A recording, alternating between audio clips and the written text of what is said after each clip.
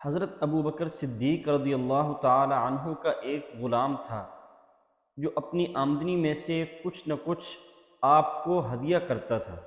ایک دن کچھ کھانا وہ حضرت ابو بکر صدیق کی خدمت میں لایا تو آپ نے اس میں سے ایک لقمہ کھا لیا۔ تو اس غلام نے عرض کیا کہ آپ روزانہ مجھ سے پوچھتے تھے کہ کس ذریعے سے کمایا، لیکن آج آپ نے پوچھا نہیں، لقمہ پہلے کھا لیا۔ تو آپ نے فرمایا کہ دراصل بات یہ ہے کہ مجھے بھوک بہت زیادہ لگی تھی، اس لیے پوچھنے کی نوبت نہ ہو، اب بتا دو۔ تو اس نے عرض کیا کہ یہ کھانا میں ایک ایسی قوم سے لایا ہوں، زمانہ جاہلیت میں ایک قوم سے میرا گزر ہو رہا تھا، تو میں نے ان پر ایک منتر پڑھا تھا، انہوں نے مجھ سے وعدہ کیا تھا، تو آج میرا گزر جب ادھر سے ہوا اور ان کی شادی ہو رہی تھی تو انہوں نے مجھے یہ کھانا دیا۔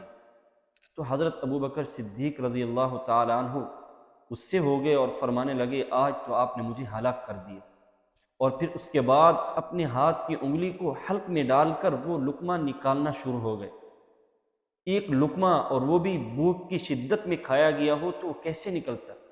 کسی نے عرض کیا کہ پانی سے قے ہو سکتی ہے، تو آپ نے پانی کا ایک پیالہ منگوایا اور اس کے ذریعے سے قے کی، یہاں تک کہ اس لقمے کو باہر نکال ڈالا۔ کسی نے پوچھا کہ آپ نے ایک لقمے کی وجہ سے اتنی مشقت اٹھائی ہے، تو آپ نے ارشاد فرمایا کہ اگر میری جان کے ساتھ بھی یہ لقمہ نکلتا تو میں اس کو ضرور نکالتا، کیونکہ میں نے حضور اکرم صلی اللہ علیہ وسلم کو یہ ارشاد فرماتے ہوئے سنا ہے کہ جو بدن مال حرام سے پرورش پائے آگ اس کے لیے بہتر ہے۔ تو مجھے یہ ڈر ہوا کہ میرے بدن کا کوئی حصہ اس حرام لقمے سے پرورش نہ پائے، اس لیے میں نے قے کر کے اس کو نکال دیا ہے۔ جی تو معزز ناظرین، یہ تھے حضرات صحابہ کرام رضوان اللہ تعالی علیہم اجمعین۔ دیکھیں ایک مشتبہ چیز سے حضرت ابو بکر صدیق رضی اللہ تعالی عنہ کیسے بچ رہے۔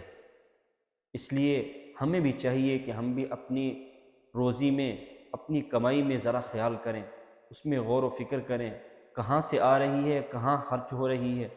اللہ تعالی ہمیں حلال روزی عطا فرمائے اور حرام سے بچنے کی توفیق عطا فرمائے۔